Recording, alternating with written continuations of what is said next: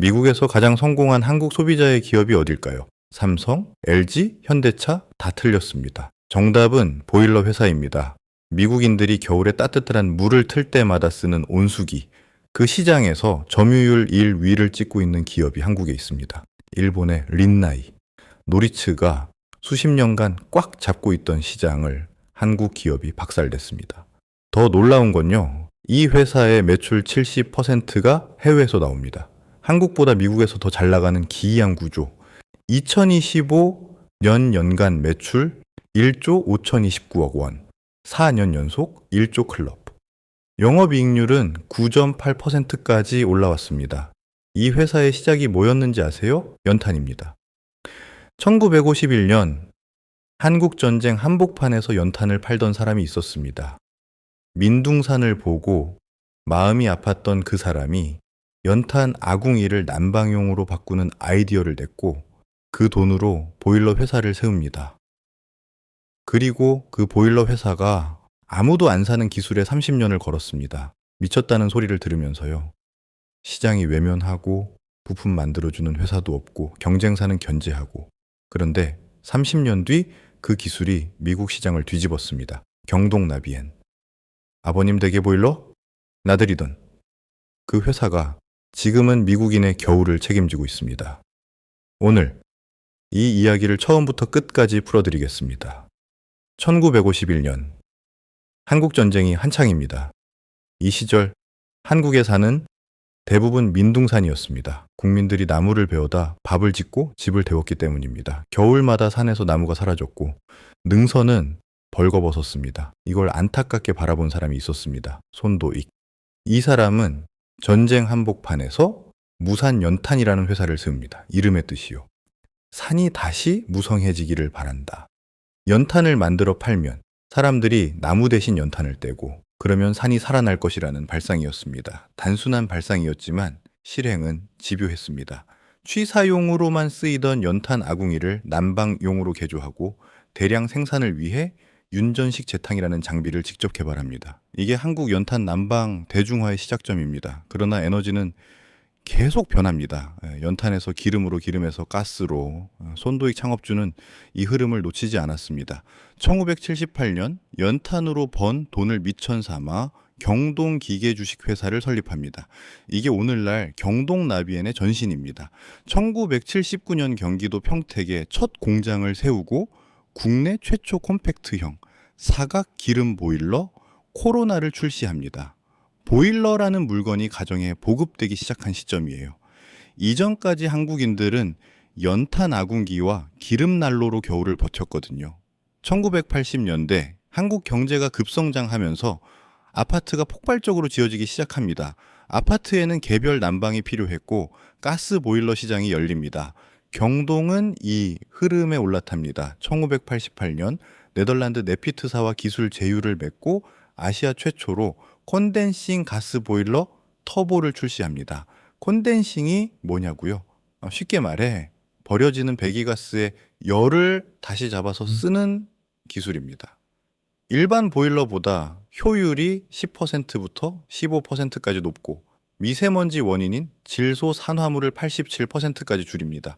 경동은 이 기술에 회사의 운명을 걸었습니다. 문제는 아무도 안 샀습니다. 왜 안 샀을까요? 이 기술이 30년간 외면당한 이유가 있습니다. 1988년 아시아 최초의 콘덴싱 보일러를 내놨습니다. 야심찬 포부였습니다. 시장의 반응은 냉담했습니다. 80년대부터 90년대까지 한국 소비자들에게 친환경은 관심 밖이었습니다. 일반 보일러보다 2배 이상 비싼 가격. 그걸 왜 사? 설득이 안 됐습니다. 콘덴싱의 효과를 입증할 제대로 된 기준도 없었습니다. 효율이 좋다고 말은 하는데 소비자가 체감할 지표가 없었던 겁니다. 더 큰 문제가 있었습니다. 부품을 만들어주는 회사가 없었습니다. 가스보일러 자체가 이제 막 시장에 자리 잡기 시작하는 시점이었는데 거기서 한 단계 더 높은 기술인 콘덴싱 부품을 만들 협력사가 한국에 존재하지 않았습니다. 경동은 부품까지 직접 개발해야 했습니다. 경쟁사들의 견제도 거셌습니다. 콘덴싱? 비싸기만 하고 실익 없는 기술이다. 업계의 시선은 싸늘했습니다. 귀뚜라미, 린나이 같은 경쟁사들은 가성비 좋은 일반 보일러로 시장을 먹고 있었고 굳이 비싼 콘덴싱을 밀어야 할 이유가 없었죠. 경동은 포기하지 않았습니다. 1998년 세계 최초로 스테인리스 콘덴싱 열교환기를 자체 개발합니다. 기존 콘덴싱의 약점이었던 부식 문제를 해결한 겁니다. 이 기술로 한국표준협회 품질경영상 대통령상까지 수상합니다. 그러나 시장은 여전히 반응이 미지근합니다. 30년입니다. 1988년에 시작해서 2020년 친환경 콘덴싱 보일러 설치 의무화가 되기까지 32년이 걸렸습니다. 정부가 대기관리권요법을 시행하면서 신규 설치 교체 시 콘덴싱 보일러만 쓸 수 있게 된 겁니다. 그제야 광고 카피가 나옵니다. 경동 나비엔이 시작한 콘덴싱, 이제 모두의 콘덴싱이 되었습니다. 아이러니한 건 30년간 콘덴싱을 외면했던 경쟁사들이 이제는 로열티를 내고 경동의 콘덴싱 원천 기술을 사용하고 있다는 겁니다. 대성, 귀뚜라미 등이 경동의 기술료를 지불합니다. 30년간 시장이 외면한 기술에 꾸준히 투자한 뚝심, 이게 경동나비엔의 DNA입니다. 그리고 이 DNA는 국내가 아니라 미국에서 진짜 빛을 발하게 됩니다. 그런데 보일러 회사가 미국에 가서 뭘 팔겠다는 걸까요? 미국인들은 이제 보일러를 안 씁니다. 집 지하실에 집채만 한 물탱크를 놓고 삽니다. 2006년 경동 보일러가 사명을 경동 나비엔으로 바꿉니다. 나비엔은 내비게이터 플러스, 에너지 플러스 환경, 에너지와 환경의 길잡이. 이 이름에는 단순한 보일러 회사를 넘어 글로벌 에너지 솔루션 기업으로 도약하겠다는 선언이 담겨 있었습니다. 같은 해 미국 법인을 설립하고 북미 시장에 진출합니다. 문제는 미국은 보일러의 무덤이었습니다. 미국인들의 난방 방식은 한국과 완전히 다릅니다. 한국은 바닥 난방이라 보일러가 필수지만 미국은 퍼네스, 뜨거운 공기를 덕트로 보내는 방식이 주류입니다. 온수는요? 집 지하실에 거대한 물탱크를 놓고 물을 데웠습니다. 탱크 크기가 200리터부터 300리터까지 냉장고만 합니다. 이 시장에서 순간식 온수기는 틈새 중에 틈새였습니다. 그나마 그 틈새마저 일본의 린나이와 노리츠가 꽉 잡고 있었습니다. 수십 년간 미국 시장에서 브랜드를 쌓아온 일본 기업들, 나비엔, 그게 뭔데? 미국 배관공들은 이름조차 몰랐습니다. 경동이 미국에 처음 제품을 가져갔을 때 미국의 설비업자들이 한국 제품을 안 깔아줬습니다. 검증 안 된 아시아 브랜드를 고객 집에 설치했다라가 고장 나면 자기 평판이 깎이니까요. 문전박대입니다. 그런데 경동 나비엔에게는 한 가지 무기가 있었습니다. 미국의 낡은 가스 인프라를 누구보다 잘 이해한 겁니다. 미국 주택의 상당수는 가스관이 낡아서 가스 압력이 났습니다. 일본제 온수기는 성능은 좋았지만 이 낮은 가스압에서는 제대로 작동하지 않았습니다. 설치하려면 가스관을 새로 깔아야 했고 설치비가 수백만 원 더 들었습니다. 소비자 입장에서는 부담이 컸죠. 경동 나비엔이 여기서 게임 체인저를 만듭니다. 그냥 꽂으면 됩니다. 이 한마디가 미국 시장을 뒤집은 순간입니다. 경동 나비엔이 만든 건 단순한 온수기가 아니었습니다. 미국의 낡은 가스관에서도 돌아가는 온수기였습니다. 세계 최초로 저가스압 대응 기술을 개발한 겁니다. 일본 제품이 높은 가스압을 요구해서 배관 공사가 필수였다면 나비엔 제품은 기존 가스관에 그냥 연결하면 작동했습니다. 설치비가 수백만 원에서 수십만 원으로 떨어졌습니다. 미국의 배관공들이 환호했습니다. 왜냐? 이 사람들은 설치가 쉬울수록 좋습니다. 하루에 더 많은 집을 돌 수 있으니까요. 나비엔 제품은 설치가 간단하고 고장이 적고 AS가 빠릅니다. 배관공들 사이에서 입소문이 퍼지기 시작합니다. 나비엔 깔아봐, 콜백 없어. 경동 나비엔이 미국 시장에서 쓴 전략은 B2B2C입니다. 소비자에게 직접 광고하는 대신 설비업자를 먼저 사로잡은 겁니다. 미국에서 온수기는 소비자가 고르는 게 아니라 배관공이 추천하는 제품이 팔립니다. 이 집에 뭐 깔아줄까요? 배관공이 나비엔이라고 답하는 순간 나비엔이 팔리는 구조. 여기에 타이밍이 맞았습니다. 미국 에너지부가 에너지 효율 규제를 강화하면서 효율 낮은 저장식 온수기에서 고효율 콘덴싱 순간식으로의 전환이 가속됩니다. 정부가 고효율 콘덴싱 온수기에 보조금과 세액 공제 혜택을 주기 시작한 겁니다. 30년간 갈고 닦은 콘덴싱 기술이 미국 정부의 친환경 정책과 딱 맞아떨어진 순간, 결과요?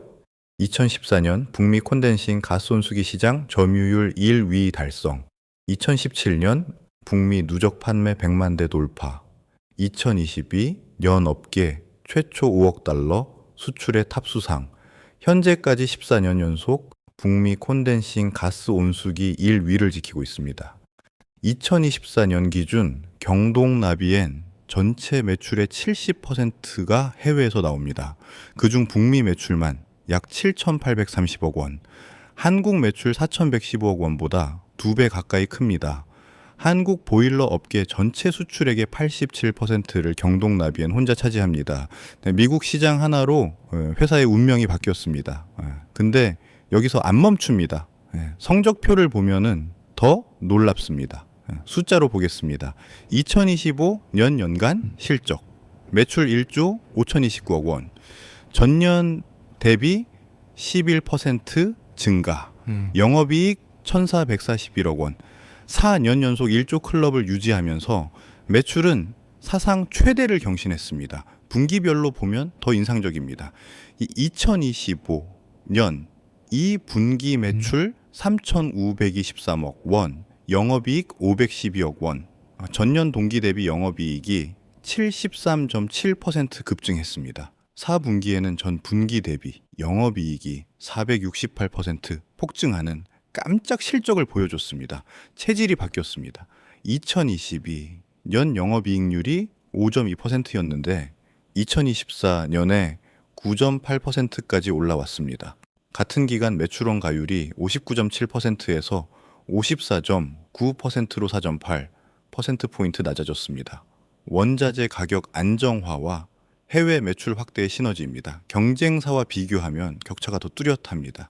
귀뚜라미 홀딩스의 2024년 보일러 본업 영업이익은 45억 원 적자, 2년 연속 적자입니다.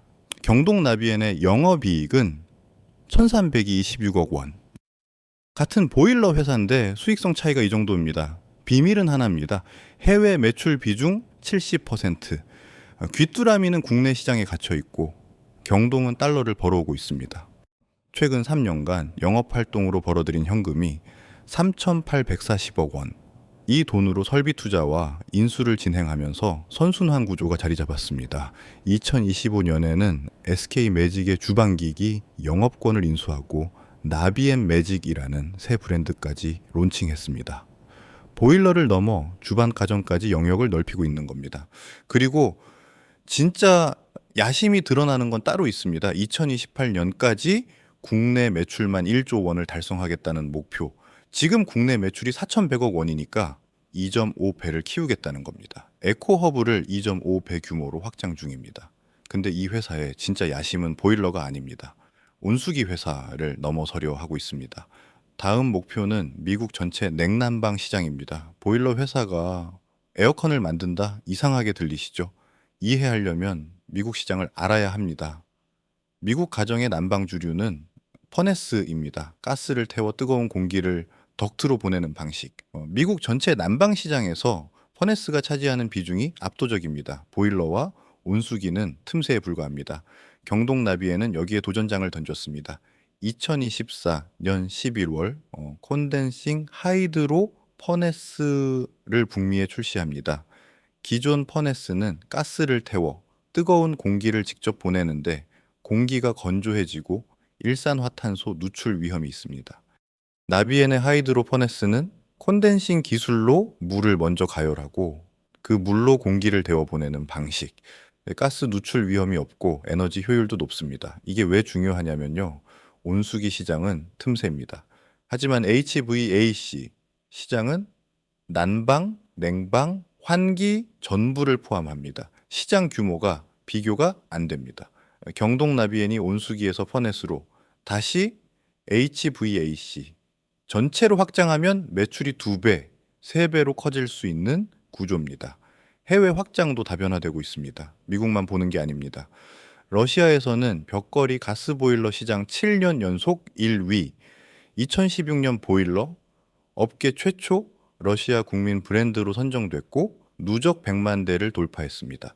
영국에서는 유럽 보일러 발상지에 진출해 수소 20% 혼입 보일러 인증을 획득했고 2024년 법인 매출이 82% 증가했습니다. 캐나다 법인은 2024년 매출 743억 원으로 전년 대비 300% 폭증했습니다. 우즈베키스탄 법인은 전년 대비 276% 급증, 멕시코에는 2024년 7월 법인을 새로 개소하며 북미 시장 확장에 교두보를 마련했습니다. 현재 47개국에 수출 중이며 8개 해외 법인을 운영하고 있습니다. 연탄 회사에서 시작해 글로벌 47개국에 제품을 파는 회사가 된 겁니다. 이쯤 되면 이건 사야 하나? 라는 생각이 드실 겁니다. 잠깐, 이 주식을 사기 전에 반드시 알아야 할 리스크가 있습니다. 여기서 냉정해져야 합니다. 첫째, 미국 의존도 매출의 70%가 해외, 그중 대부분이 북미입니다. 미국 경기가 꺾이면 직격탄을 맞습니다. 특히 보일러와 온수기는 신축 주택과 직결됩니다. 미국 금리가 높은 상태에서 주택 착공 건수가 줄면 나비엔 제품 수요도 줄어듭니다. 집을 지어야 온수기도 들어가는 겁니다. 둘째, 관세 리스크. 트럼프 2기 행정부가 돌아왔습니다. 한국산 제품에 추가 관세가 붙을 가능성은 항상 존재합니다. 2025년 상반기 관세 이슈에 대비한 선제적 물량 밀어넣기가 이 분기 실적 급증의 한 원인이었다는 분석도 있습니다. 관세가 실제로 부과되면 마진이 깎이거나 가격 인상으로 이어져 수요가 줄 수 있습니다. 경동 나비엔도 이걸 알고 있습니다. 김종욱 대표는 주주총회에서 공급망 다변화를 추진 중이라고 밝혔습니다. 셋째, 환율의 양날의 검, 현재 원달러, 환율 1450원대는 수출 기업에 유리합니다. 하지만 환율이 급격히 내려가면은 실적의 역풍, 해외 매출 비중이 높을수록 환율 변동에 민감해집니다. 넷째, 경쟁 심화. 일본의 린나이가 가만히 있지 않습니다. 미국 히트펌프 시장에서 유럽 기업들도 적극적으로 움직이고 있습니다. HVAC 시장은 기존 강자들이 버티고 있는 전장, 온수기에서의 성공을 그대로 복제할 수 있을지는 미지수입니다. 다섯째, 하이드로퍼네스가 진짜 돈이 되는지 아직 초기 단계입니다. 컨셉은 좋지만 미국 소비자들이 기존 퍼네스에서 갈아탈 이유를 충분히 느끼게 만들어야 합니다. 재무제표에서 이 신사업의 매출 비중을 분기마다 확인해 봐야 합니다. 하지만 긍정적인 측면도 있습니다. 트럼프 행정부는 화석 연료 활용에 상대적으로 우호적입니다. 가스 기반 제품인 나비엔에게는 히트펌프 전환 압력이 줄어드는 셈이죠. 그리고 고환율 기조가 장기화되면은 달러를 벌어오는 경동 나비엔에게 이 환차익은 계속됩니다. 리스크를 알았습니다. 그래도 이 회사에서 배울 건 확실히 있습니다. 정리하겠습니다. 1951년 전쟁 한복판에서 민둥산을 보고 연탄 회사를 세운 사람이 있었습니다. 산이 다시 무성해지기를 바란다는 이름을 붙였습니다. 그 연탄 돈으로 1978년 보일러 회사를 만들었습니다. 1988년 아시아 최초로 콘덴싱 보일러를 내놨지만 30년간 시장에서 외면당했습니다. 부품 회사도 없고 소비자도 안 사고 경쟁사는 비웃었습니다. 포기하지 않았습니다. 32년 동안 콘덴싱 기술을 갈고 닦았고 2020년 콘덴싱 의무화가 되면서 콘덴싱이 옳았다는 걸 증명했습니다. 더 큰 반전은 미국에서 터졌습니다. 낡은 가스관에서도 돌아가는 저가스압 기술, 배관공들 사이에서 퍼진 입소문, 미국 정부의 친환경 규제, 이 세 가지가 맞물리면서 14년 연속 북미 1위, 2025년 매출 1.5조, 해외 비중 70%, 47개국 수출. 강점은 명확합니다. 콘덴싱 원천 기술 37년, 북미 1위 브랜드 파워, 설치업자 네트워크라는 해자, 해외 매출 70%의 글로벌 구조, HVAC 시장 확장 가능성, 캐나다, 영국, 우즈베키스탄 등 신시장 폭발 성장, 리스크도 분명합니다. 미국 의존도, 트럼프 관세 불확실성, 환율 변동, HVAC, 신사업 검증 필요, 경쟁 심화. 자, 여기서 우리가 얻어야 할 교훈입니다. 내수 시장 1등 이 해외에서 터질 때 주가는 폭발한다. 1951년 전쟁 한복판에서 민둥산을 보고 연탄 회사를 세운 사람이 있었습니다. 산이 다시 무성해지기를 바란다는 이름을 붙였습니다.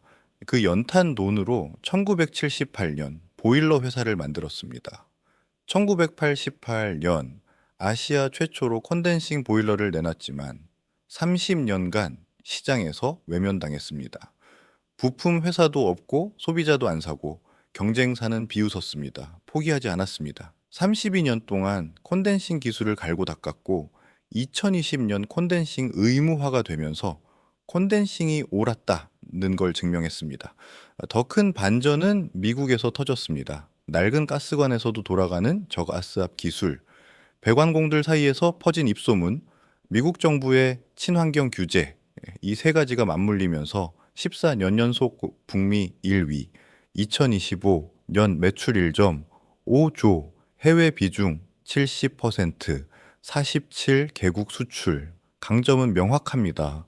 콘덴싱 원천 기술 37년, 북미 1위 브랜드 파워, 설치업자 네트워크라는 해자, 해외 매출 70%의 글로벌 구조, HVAC, 시장 확장 가능성, 캐나다, 영국, 우즈베키스탄 등 신시장 폭발 성장, 리스크도 분명합니다. 미국 의존도, 트럼프 관세 불확실성, 환율 변동, HVAC, 신사업 검증 필요, 경쟁 심화. 자, 여기서 우리가 얻어야 할 교훈입니다. 내수시장 1등 이 해외에서 터질 때 주가는 폭발한다. 경동나비에는 10년 전만 해도 그냥 보일러 회사였습니다. 아무도 안 쳐다봤습니다. 미국 매출이 터지면서 회사의 체급 자체가 달라졌습니다. 지금 당장 경동나비엔을 사라는 게 아닙니다. 대신 이 세 가지는 꼭 메모하세요. 첫째, 매월 발표되는 관세청 보일러 수출 데이터를 확인하세요. 둘째, 미국의 금리와 주택 착공 건수가 살아나는지 보세요. 집을 지어야 온수기도 들어갑니다. 셋째, 하이드로 퍼네스 같은 신사업이 진짜 돈이 되는지 분기 재무제표로 확인하고 들어가세요. 여러분이 지금 쳐다보지도 않는 음식료주, 기계주, 부품주 중에 제2의 나비엔이 숨어 있을 수 있습니다. 내수 1등인데 해외 매출 비중이 갑자기 바뀌는 기업, 그게 바로 주가가 10배 되는 기업입니다. 아버님 댁에 보일러 놔드리던 회사가 이제는 미국인의 겨울을 책임지고 있습니다. 본 영상은 특정 종목의 매수 매도를 추천하는 것이 아니며 투자의 책임은 본인에게 있습니다.